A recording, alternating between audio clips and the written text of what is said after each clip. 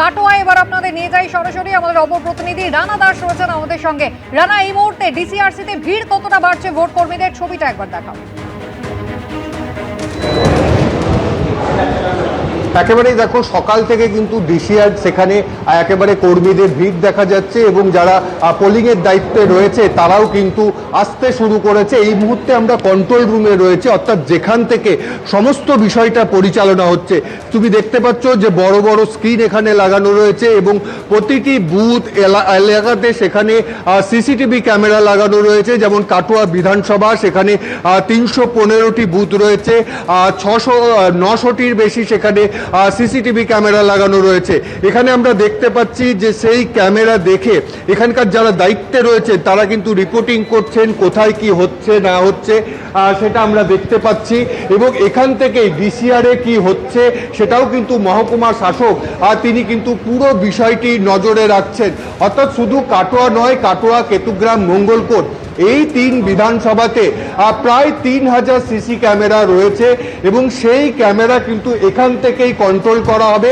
এরকম 3টি control room করা হয়েছে এবং সেখান থেকে সমস্ত কিছু করা হবে। ইতিমধ্যে ইভিএম মেশিন সেগুলো কিন্তু তুলে দেওয়া হচ্ছে আর যারা পোলিংয়ের ডিউটি আছে তাদের হাতে, এবং মহকুমা শাসক থেকে শুরু করে অবজারভার তারা কিন্তু এই সম্পূর্ণ দায়িত্বটা এই কন্ট্রোল রুম থেকেই দেখছে, কারণ সব জায়গায় তাদের পক্ষে যাওয়া সম্ভব নয়।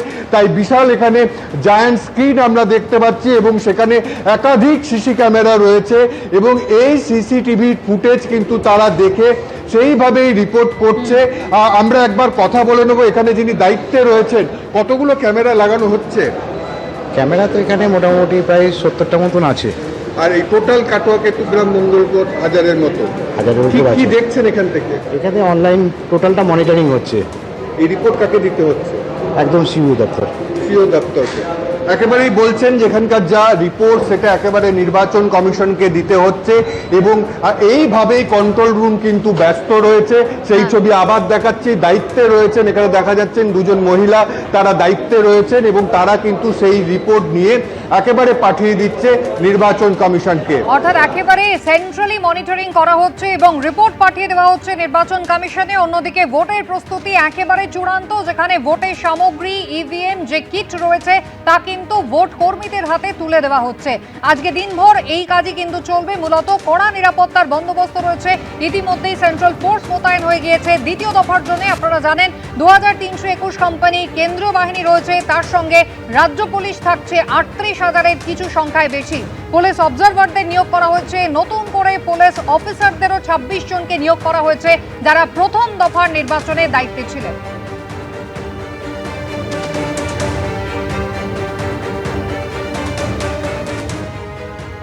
প্রথম দফার থেকেও শান্তিপূর্ণভাবে, প্রথম দফার থেকেও বেশি ভোট পড়বে, নির্ভয় ভোট দিতে পারবেন ভোটাররা, আশ্বস্ত করলেন গতকালই সিইও মনোজ কুমার আগরওয়াল।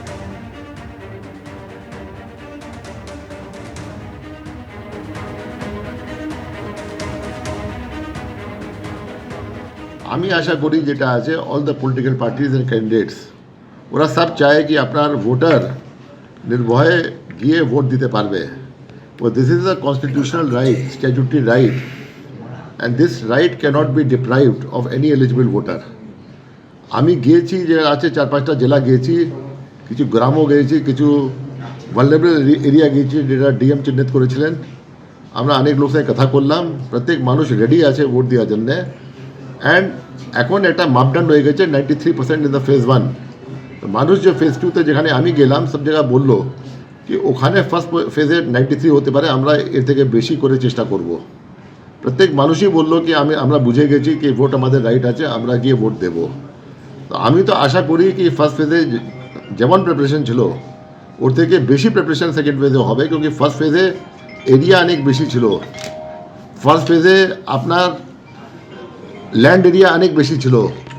সেকেন্ড ফেজে আপনার যে আছে এরিয়া আপনার অনেক কম আছে। আপনার সিট যেটা আছে ফার্স্ট ফেজে 152 ছিল, এখন 142 আছে। তো আমাদের এরিয়া ডমিনেশন আর ভালো হবে সেকেন্ড ফেজে। অ্যান্ড সেকেন্ড ফেজে আমাদের প্রিপারেশন একদম আছে, ট্রাইড অ্যান্ড টেস্টেড মেশিনারি আছে। যে প্রোটোকল আমরা তৈরি করলাম ওটা প্রায় ট্রাইড অ্যান্ড টেস্টেড আছে। 1-2 জিনিস যেটা অ্যাড করতে হবে আমরা অ্যাড করব। আশা করব আমরা একদম ফ্রি অ্যান্ড ফেয়ার ইলেকশন করাতে পারবো। যেমন ফার্স্ট ফেজে হয়েছিল ওই রকম সেকেন্ড ফেজে করা হয়। আমি আশাবাদী আছে এরকম হবে।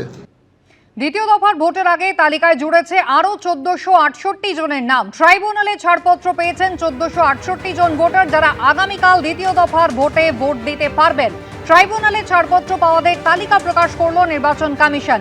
আদালতের নির্দেশ ছিল, আপনারা জানেন, প্রথম দফা ভোটের 48 ঘন্টা আগে এবং দ্বিতীয় দফা ভোটের 48 ঘন্টা আগে ট্রাইব্যুনালে নিষ্পত্তি হয়ে যাচ্ছে এবং যারা বৈধ ভোটার হিসেবে চিহ্নিত হচ্ছেন তারা ভোটে অংশ নিতে পারবেন। এবার সেই মতো আগামীকাল অর্থাৎ দ্বিতীয় দফা শেষ দফার ভোটের আগে নির্বাচন কমিশন তালিকা প্রকাশ করলো, যেখানে 1468 জন ভোটার তারা বৈধ হিসেবে চিহ্নিত হয়েছেন। আগামীকাল তারা ভোট দিতে পারবেন।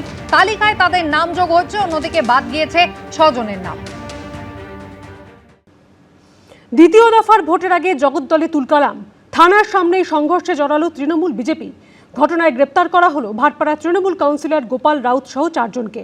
পাল্টা অর্জুন সিং এর গ্রেপ্তারের দাবি করলেন জগদ্দলের তৃণমূল প্রার্থী। অন্যদিকে ভাটপাড়ায় বিজেপি প্রার্থীর বাড়ির সামনে গুলি ও বোমাবাজি করার অভিযোগ উঠল তৃণমূলের বিরুদ্ধে। জখম হয়েছেন অর্জুন সিং এর ছেলের নিরাপত্তারক্ষী।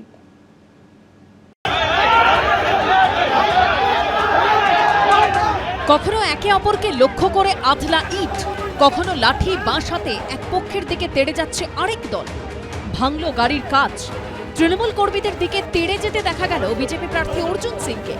প্রধানমন্ত্রীর সভার আগে রাতে এভাবেই রণক্ষেত্র হয়ে ওঠে জগদ্দল। 17 নম্বর ওয়ার্ডে তৃণমূলের ফ্লেক্স ছেঁড়াকে কেন্দ্র করে ঘটনার সূত্রপাত। বিজেপির বিরুদ্ধে থানায় অভিযোগ জানাতে গেলে ধস্তাধস্তি থেকে মারামারি বাদ গেল না কিছুই। অর্জুন সিং কালকে থানার মধ্যে ঢুকে সবাইকে মারধর করেছে। বাইরে প্রায় 150 লোক জমানো হয়, ওনার উপরে গালাগালি অসভ্য ইট পাথর ছুড়ে আর ওনার উপরে হামলা করে। এরপরই আবার অর্জুন সিং এর ছেলের বাড়ির সামনে বোমা ও গুলি চালানোর অভিযোগ ওঠে তৃণমূলের বিরুদ্ধে। জগদ্দলে যে গন্ডগোলের ঘটনা ঘটেছে সেই গন্ডগোলের জেরে গুলি চলে এবং তার মধ্যে থেকে একটি গুলি এসে লাগে কিন্তু এই সিআইএসএফ জওয়ানের ঠিক পায়ে। আমার বাড়ি নিচনে করছে তো চেষ্টাই তো করছে আমাকে মারার জন্য। এখনই তো ঝামেলা হচ্ছে টিএমসি লোক সঙ্গে। অর্জুনের যে লোকরা হামলা করতে আমাদের তৃণমূল কংগ্রেসের সমর্থকের উপরে যায়, তারা যখন এখান থেকে আর্মস অ্যান্ড অ্যামুনিশন ওই পবন সিং এর বাড়ির থেকে বের করে নিয়ে যাচ্ছিলেন, সেই সময় কোনো গুলি তাদের হাত থেকে আচমকা বেরিয়ে যায় এবং বেরিয়ে যেয়ে ওই সিআইএসএফ এর লাগে। রবিবার রাতে জগদ্দলের তৃণমূল বিজেপি এই সংঘর্ষের রেশ গড়ায় সোমবার। পুলিশ সূত্রে খবর, জগদ্দল থানা এলাকায় রাতভর তল্লাশি চালিয়ে গ্রেপ্তার করা হয় ভাটপাড়া পুরসভার 2 নম্বর ওয়ার্ডের তৃণমূল কাউন্সিলর গোপাল রাউত সহ 4 জনকে। এরপরেই ভাটপাড়া থানার সামনে বিক্ষোভ দেখায় তৃণমূল।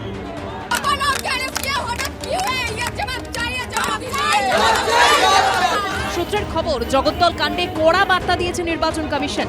এই ঘটনার জেরে পরিস্থিতির চরম অবনতি হয়েছে, যা সরাসরি চ্যালেঞ্জের মুখে ফেলেছে আইন শৃঙ্খলা ব্যবস্থাকে। 4 জনকে গ্রেপ্তার করার পাশাপাশি পলাতক বাকি অভিযুক্তদের খোঁজে প্রয়োজনীয় পদক্ষেপ করা হচ্ছে। বার্তা কি আছে, ঘটনা হয়েছে, অ্যাকশন আর রিঅ্যাকশন হচ্ছে। এলাকায় টহল দিচ্ছে কেন্দ্রীয় বাহিনী। সমীরণ পাল, সুকান্ত মুখোপাধ্যায় ও আবির দত্তর রিপোর্ট, এবিপি আনন্দ। এবিপি আনন্দ, এগিয়ে থাকে, এগিয়ে রাখে।